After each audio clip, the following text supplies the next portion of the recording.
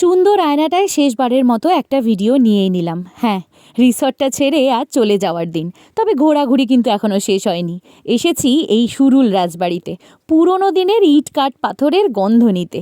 এরকম পুরনো দিনের বাড়ি কিন্তু আমার বেশ লাগে। আমার পুরনো মামার বাড়ির কথা মনে পড়ে যায়, গ্রামের কথা। ওই গল্পটা না হয় অন্য একদিন বলবো। তবে এখানে রবীন্দ্রনাথ ঠাকুরের পা পড়েছে, এটা শোনা মাত্র আমার গায়ে কাঁটা দিচ্ছিল বইকি। যাওয়ার সময় যত এগিয়ে আসছে এই সবুজগুলো যেন আরও বেশি করে টানছে। ভালো করে প্রাণ ভরে শ্বাস নিয়ে নিচ্ছি। আমার মনে হয় স্থানীয় মানুষদের থেকে সেই জায়গা আর বেশি কেউ চেনে না।